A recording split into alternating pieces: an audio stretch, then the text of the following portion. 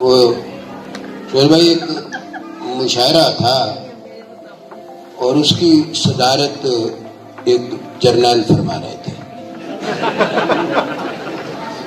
مطلب جب جرنیل کو کوئی صدارت نہ ملے تو وہ مشاعرے کی صدارت ہی اڑا لیتا ہے. وہ فارسی میں کہتے ہیں کہ گندم نہ کر بام رسد بھوسا غنیمت است.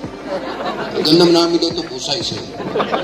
تو وہ جرنیل صاحب زندگی میں پہلی بار وہ مشاعرہ انہوں نے سنا اور اسی میں ان کو صدارت عطا ہو گئی. تو سامعین تھے ماشاءاللہ، جیسے یہ سامعین ہیں صاحب ذوق ہیں، داد دے رہے تھے تو سامعین نے مقرر کہا. تو اب جنرل صاحب کو بالکل سمجھ آئی کہ مقرر کیا ہے. تو انہوں نے اسٹیج سیکرٹری سے پوچھا کہ یہ مقرر کیا کہتے ہیں. اس نے کہتے ہیں جی دوبارہ پڑھیں. انہوں نے مائک پکڑا اور کہا کہ یہ جو شاعر ہیں یہ آپ کے باپ کے نوکر نہیں ہیں.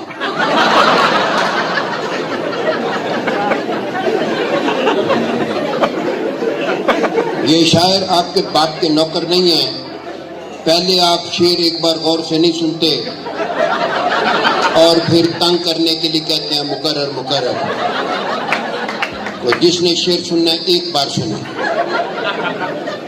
وہ اسٹیج سیکرٹری نے کہا حضور یہ مشاعرے کی روایت ہے کہ اس میں مقرر کہتے ہیں. کہتا اچھا یہ مشاعرے کی روایت ہے؟ ان کا روایت ہے. اچھا اگر ہے تو حرام تو، لیکن اگر روایت ہے تو ٹھیک ہے پھر چلو. تو یہ جو مشاعرے کا صدر ہوتا ہے ویسے یہ بالکل بے اختیار صدر ہوتا ہے. اس کا مجھے ذاتی طور پہ اندازہ ہو چکا ہے. وہ ایسے ہے کہ یہ ایک سیریمونیل سا ایک ہے مطلب عہدہ، تو بے اختیار ہوتا ہے. تو پہلے تو بڑا مشکل تھا سمجھانا کہ مشاعرے کا صدر کتنا بے اختیار ہوتا ہے، لیکن اب بڑا آسان ہو گیا ہے. مطلب کہہ سکتے ہیں کہ جو مشاعرے کا صدر ہے یہ تقریباً ممنون حسین ہوتا ہے.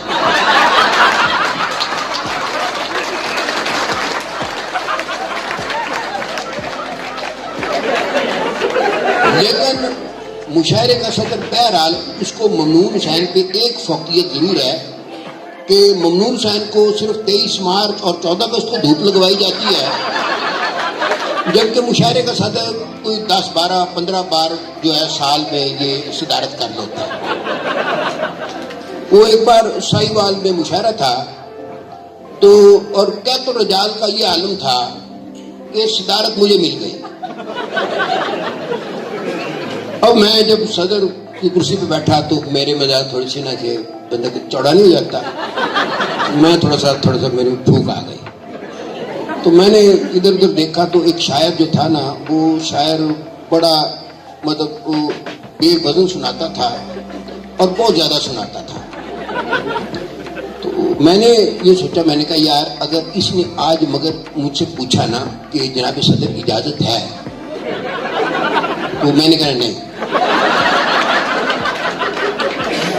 اچھا مشاعرے کی 450 سالہ جو تاریخ ہے اس میں ایسا کبھی نہیں ہوا کہ کسی نے کہا جناب صدر اجازت ہے اور صدر نے کہا کہ نہیں. لیکن بہرحال یہ روایت ہے، کوئی قانون قدرت تو نہیں تھا. تو میں نے کہا آج نہ کرتے ہیں. وہ آیا آگے کہتا ہے جناب صدر اجازت ہے؟ میں کہا نہیں. اس نے جی میری کوئی بات نہیں سنی، سنانا شروع کر دیا. اچھا ایک تو مجھے اس دن اندازہ ہوا. اور دوسرا واقعہ بڑا مزیدار ہوا. میں مشاعرہ تھا ادھر اوسلو میں، تو وہاں بھی صدارت مجھے مل گئی. انہوں نے کہا مطلب انہوں نے صدارت اصل میں دی فاصلہ ناپ کے کہ کون دور سے آیا ہے. میں پاکستان سے آیا تو صدارت مجھے مل گئی. وہاں ایک قریبی ساتھ والے ملک سے ایک شاعر آئے ہوئے تھے، انہوں نے کوئی 12-15 غزلیں سنائیں، 8-7 کوئی اپنا نظمیں سنائیں، کوئی 7-8-10 قطعات سنائے. اور وہ قطعات سنا کے تو پھر کہتے ہیں کہ جناب صدر اگر اجازت ہو تو میں 2-4 غزلیں، 1-2 نظمیں اور 4-5 قطعات اور عرض کروں. اچھا وہ صوفہ تھا اتنا ہی بڑا جس پہ انور صاحب بیٹھے ہوئے نا، تو ساتھ دانش صاحب نہ بیٹھے تو کافی کھلا ہو جاتا ہے صوفہ. تو صوفہ پہ میں اکیلا اس کھلے صوفے پہ بیٹھا ہوا تھا. جب اس نے مجھ سے اجازت طلب کی میں نے جوتے اتارے اور میں صوفے پہ چوکڑی مار کے بیٹھ گیا. میں نے کہا جناب میری فلائٹ 4 دن بعد ہے اور مجھے تو کوئی کام نہیں ہے.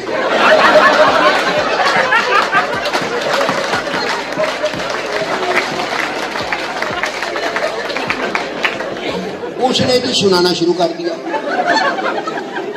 مشاعرے کے بعد کہتا ہے وہ جناب صدر دراصل آپ نے وہ طنز تو کیا تھا لیکن میں نے بھی تجاہل عارفانہ سے کام لیا.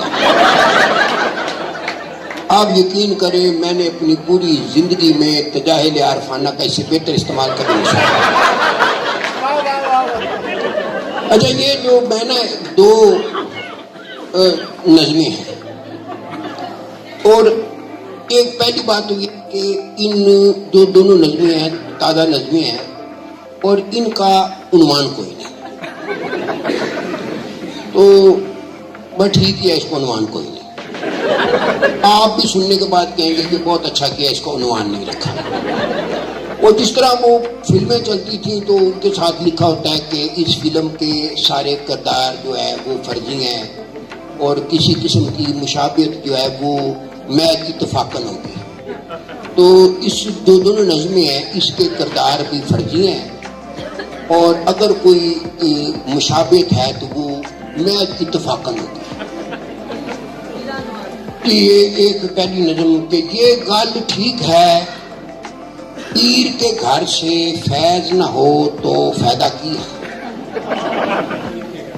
یہ گل ٹھیک ہے پیر کے گھر سے فیض نہ ہو تو فائدہ کی ہے لیکن یہ بھی ٹھیک ہے آخر فیض کی بھی کوئی حد ہوتی ہے.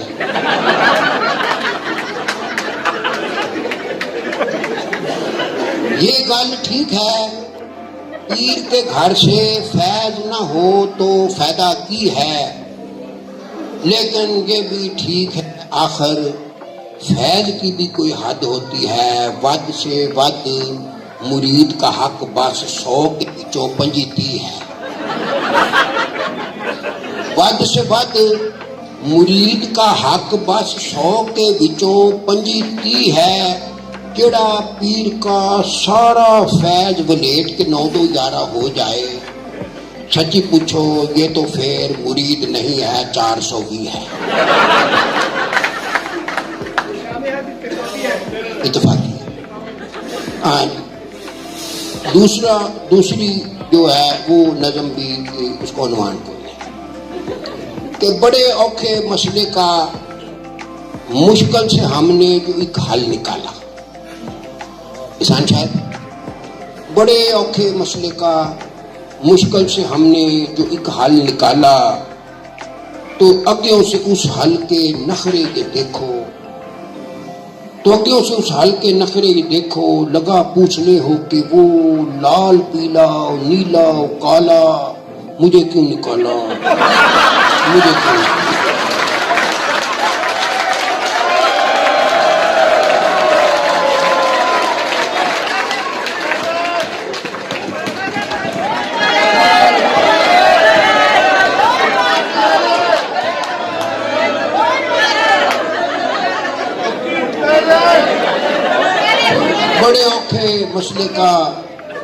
بڑے اوکھے مسئلے کا مشکل سے ہم نے جو ایک حل نکالا تو اگیوں سے اس حل کے نخرے یہ دیکھو لگا پوچھنے ہو کہ وہ لال پیلا نیلا کالا مجھے کیوں نکالا مجھے کیوں نکالا.